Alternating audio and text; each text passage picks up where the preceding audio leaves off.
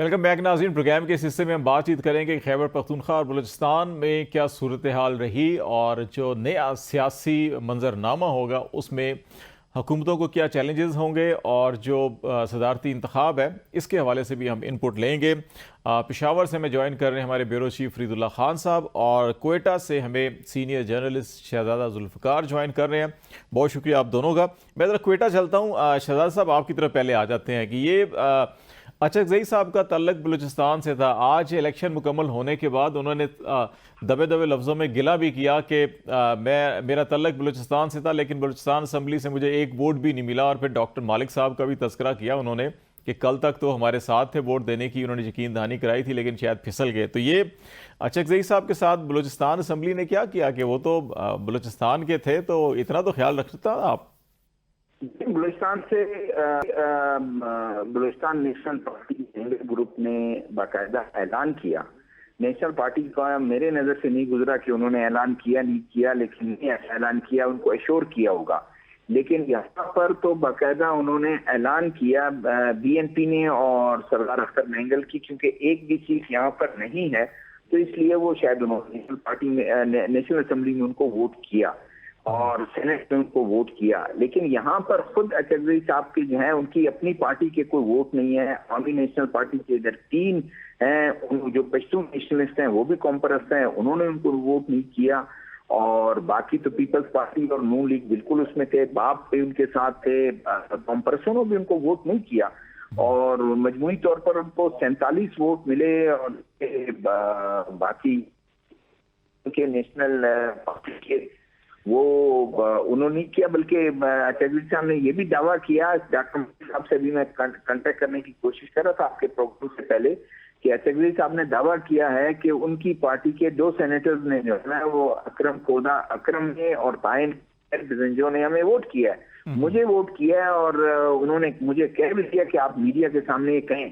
तो मालिक साहब अवेलेबल नहीं थे। मैंने कोशिश बहुत की कि उनसे मैं बात कर लूं, उनसे पूछ लूं कि आपके पार्टी ने जो है इधर वोट नहीं किया और उधर सेंटर में जो है आपकी पार्टी स्प्लिट है, कोई क्या है जी। अच्छा, एक चीज़ जो हमें फरीद आपसे भी मैं चाहूँगा इसके ऊपर कमेंट करें कि अचकज़ई साहब ने भी इस चीज़ को रिकग्नाइज़ किया कि ये पहला मौका है कि जब कोई वोट की खरीदो फरोख्त शायद नहीं हुई है और जितने जितने पार्टी पोजीशन नज़र आ रही थी तमाम सूबों के अंदर उतनी ही पार्टी पोजीशन रिफ्लेक्ट कर रही है इस वोटिंग के अंदर भी।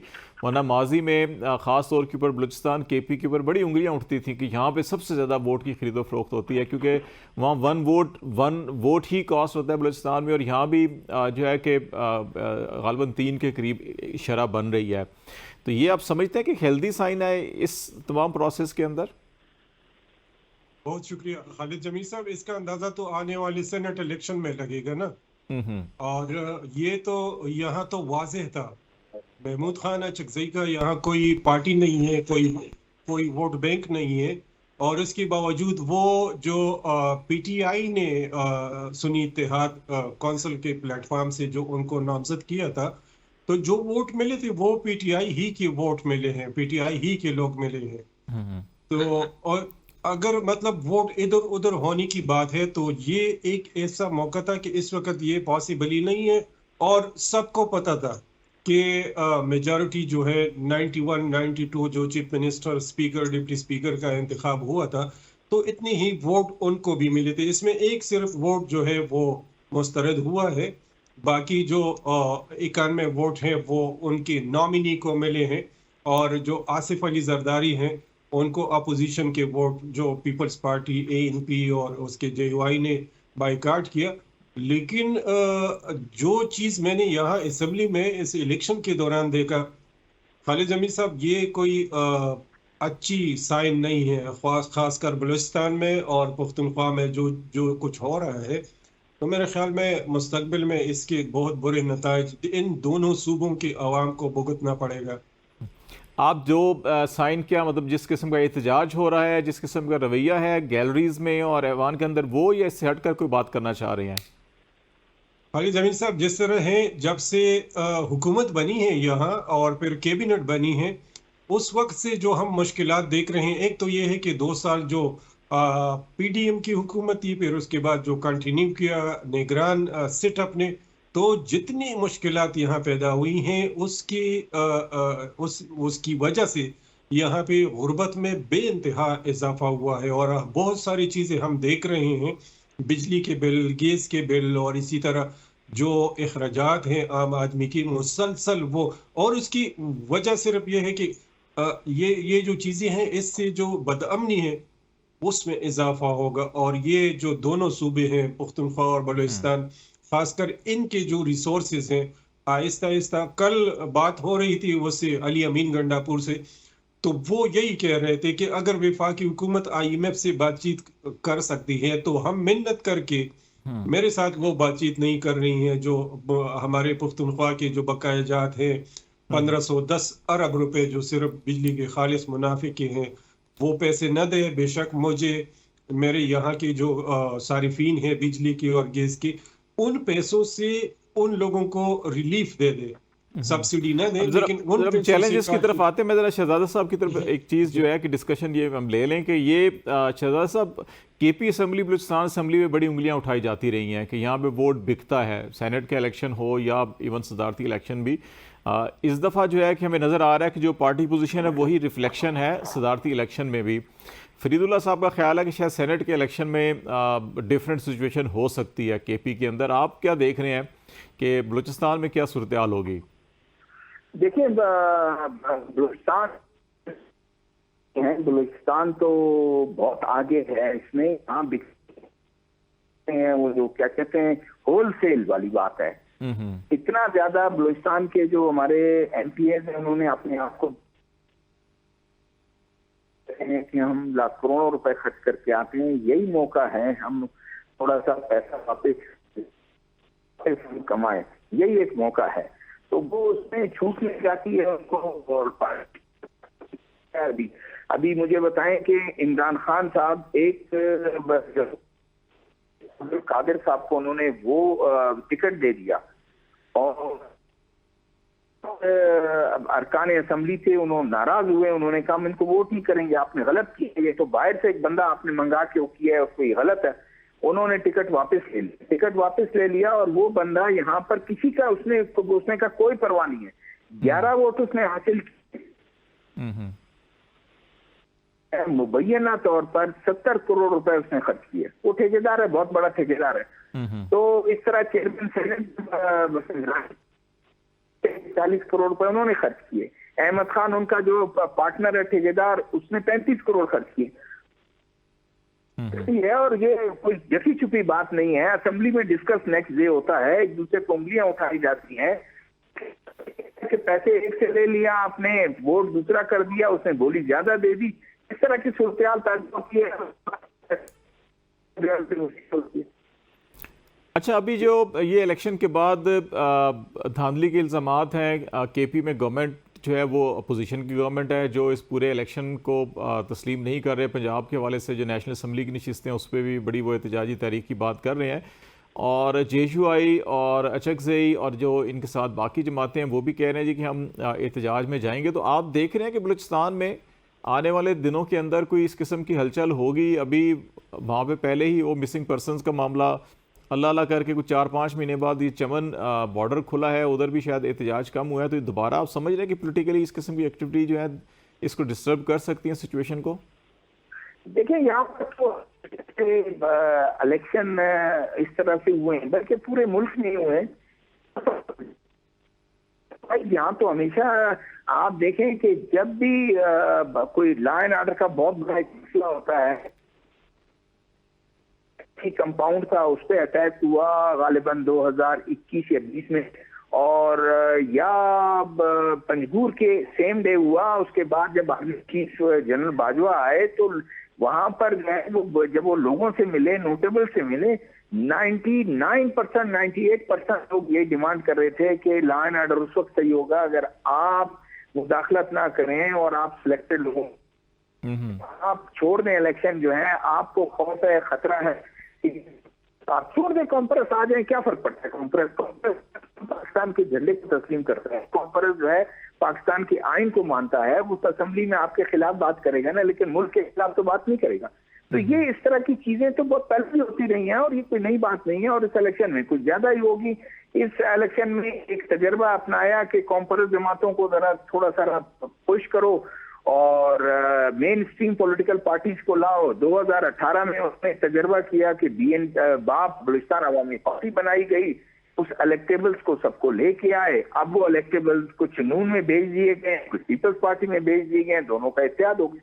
अभी भी तो बलूचिस्तान हुकूमत तो वही बाप की, बुगटी साहब बाप में थे, बाप से फिर केयर टेकर बने और केयर टेकर से एग्जैक्टली यही हुआ। तो वो मैंने वही कहा ना कि उनको कुछ को उधर भेज दिया, कुछ को उधर भेज दिया उन्होंने। अब दोनों ने मिलके जो है ना गवर्नमेंट बनाई और उसके बाद गवर्नमेंट वो चला रहे हैं।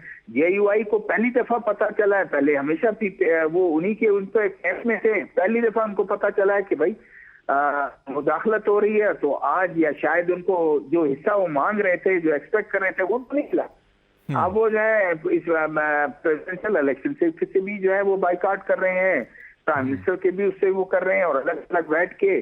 तो आने वाले दिनों में जो आपका असल साहब, मुझे ऐसा लगता है कि आने वाले दिनों में जो कॉम्प्रेस जमातें हैं, नेशनल पार्टी है वो भी जख्म खुर्दा है, अपने आप को समझती है, बीएनपी मैंगल जो है वो भी जख्म खुर्दा है।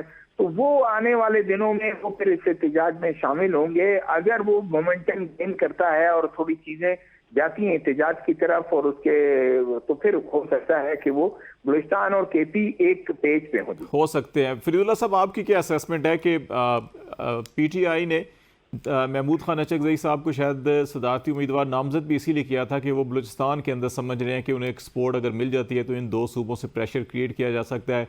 जीडीए और जेयूआई जमात इस्लामी सिंध में ऑलरेडी पहले ही काफ़ी एक्टिवली रोल प्ले कर रहे हैं।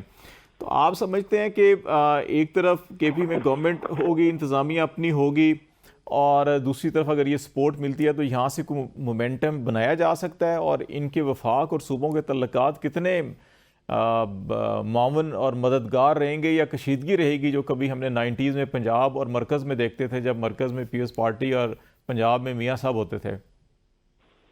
जी खालिद जमीर साहब, मैं थोड़ा सा जो ये इलेक्शन है इससे थोड़े दिन पहले जो अवामी नेशनल पार्टी के सूबाई सदर हैं वो बलूचिस्तान में उन्होंने मख्की कामपारिस जितने भी हैं उनसे मुलाकातें की हैं और एक स्ट्रेटजी ये बना रहे हैं, लेकिन अभी ये खुल के सामने नहीं आ रहे हैं।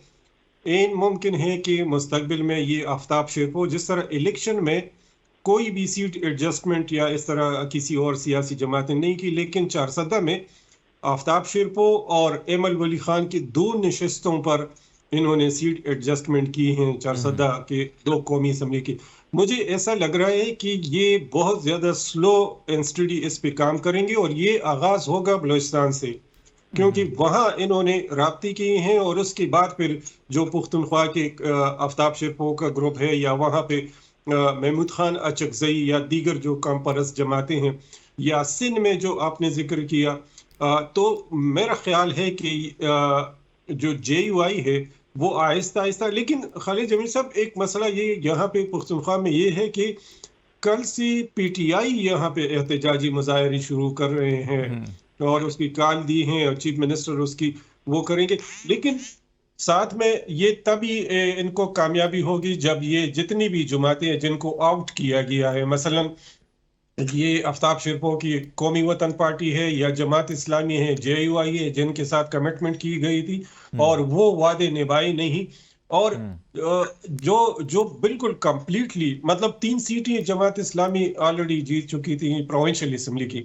और रिकाउंटिंग में उनके जो हैं बिल्कुल 0 हो गई। तो आहिस्ता आहिस्ता इन लोगों को बिल्कुल दीवार से लगाया गया है, और अब इनके पास एक ही रास्ता है। लेकिन खालिद जमील से एक और बात, यहाँ जब इवन आज ही जो इलेक्टेड एमपीएस है गैर यकीनी सूरत हाल का सामना कर रहे हैं, और वो उनका ये कहना है कि ये जो सेटअप है ये ज्यादा अरसा नहीं चलेगा, ये हर जगह पे ये हाल है, मरकज में भी ऐसा है। एक आखिरी चीज़ आप दोनों से मैं पूछना चाह रहा हूँ कि जरदारी साहब को मुफाहमत का एक गुरु कहा जाता है कि जो हमेशा मुफाहमत की सियासत करते हैं, तो आप क्या समझते हैं कि जरदारी साहब के सदर बनने के बाद ये जो सारे चैलेंजेस हैं सियासी भी माशी भी, तो क्या वो ऐवान सदर को एक मुफाहमती मरकज़ बना सकते हैं कि सबको इकट्ठा करके कोई ऐसी सिचुएशन निकालें कि ये सारे हालात ना हो जिसका हम खदशे का इजहार कर रहे हैं?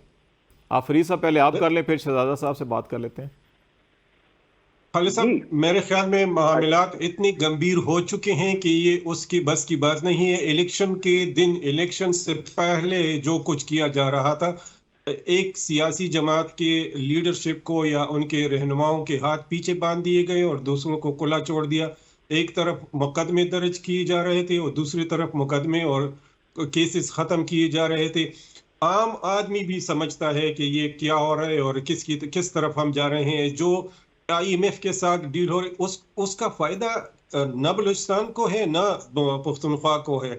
तो आम आदमी जो है मुश्किलात का सामना कर रहा है, और मेरे ख्याल में इस तरह की हुकूमत, ये अपनी हुकूमत बचाएंगे या फिर ये IMF के साथ डील करेंगे या फिर आवाम के मसाइल हल करने के लिए इकदाम करेंगे। तो मेरे ख्याल में मैं नहीं देखता कि मुफाहमत हो बहुत सकती जल्द ये है। कामयाब होंगे। शहजादा जुल्फ़िकार साहब, आपका क्या ख्याल है कि जरदारी साहब कामयाब होंगे कि तमाम सियासी जमातों को ऐवान सदर में इकट्ठा कर सके? हेड ऑफ स्टेट होता है, जो प्रेसिडेंट होता है, आर्म फोर्सेस का सुप्रीम कमांडर भी होता है, तो वो क्या कोई ऐसा रोल प्ले कर सकेंगे कि ऐवान सदर से कोई मुफाहमत की तहरीक शुरू हो और ये हालात ना पैदा हो जिसका हम खदशे का इजहार कर रहे हैं और फिर कोई रास्ता निकाला जा सके? देखिए, डिपेंड करता है, ये डिपेंड करता है तहरीक जो भी है कि इन्होंने क्या करना है। आज पाकिस्तान में और उससे पहले की सिचुएशन में बड़ा फर्क है। माशी तौर पर बड़ी नाजुक दौर से जो को ये देखना होगा कि कन्फ्रंटेशन में हम कितना जा सकते हैं, कितने कन्फ्रंटेशन, हमारा मुल्क कितना कन्फ्रंटेशन अफोर्ड कर सकता है। क्या उस कन्फ्रंटेशन में हुकूमत गिराव पुलिस, जुलूस, बंद, हड़ताल और ये तमाम चीजें होंगी जिससे इन्वेस्टर नहीं आएगा, इन्वेस्टमेंट नहीं आएगी, जिसमें तरक्की काम रुक जाएंगे, जिसमें लोगों की जिंदगी महाल हो जाएगा। बाकी ये है कि वो तो पहले मेरे ख्याल प्राइम मिनिस्टर ने भी कहा कि आज पहले अपने नॉमिनेशन जितना आप आज आपको देता हूँ चार्टर ऑफ मुफाहमत पे हम बात कर रहे हैं, जरदारी साहब भी ये बात कर। देखें, अब अगर यही पीटते रहेंगे कि इलेक्शन में ये हो गया वो हो गया, वो तो हो गया, या अब प्रॉपर आपको फॉर्म आपके पास है, आपको को शायद वो हो नहीं सकेगा। जो तीसरी फोर्स है जो हम एस्टेब्लिशमेंट जिसको चाहेंगी, और अच्छी बात है बानी PTI के जो बयान को मैं देखता हूँ मुफाहमत वाली बात है कि वो कहते हैं कि 9 मई के लोगों को कोर कमांडर का एलामिया आ गया, ताकि उनको बिल्कुल करेंगे उनके खिलाफ। चीजें मुफाहमत की तरफ आगे बढ़ते हैं और हॉकिश आप प्रिवेल कर जाते हैं, इन्फ्लुएंस करते हैं, और दो एलिमेंट्स हैं इन चीजों को आगे अपने बढ़ना है। इन्हीं लोगों के साथ अगर आप बिल्कुल उनसे बात नहीं करेंगे, कल तक मौलाना के साथ आप इस तरह डेफिनेटली आज उनके साथ बैठे, इस तरह मेरे ख्याल में चीजें बेहतर नहीं चल सकेगी। बिल्कुल रास्ता ये है कि मिलजुल के अगर आगे बढ़े तो ज़्यादा बेहतर सूरत हाल होगी। बहुत शुक्रिया शहजादा जुल्फ़िकार साहब हमारे से बातचीत करते, कोयटा से सीनियर जर्नलिस्ट हैं, और फरीदुल्लाह खान हमारे पेशावर हमसे बातचीत कर रहे थे। आज तक के लिए इतना ही। खालिद जमील को इजाज़त दीजिए। अल्लाह हाफिज़।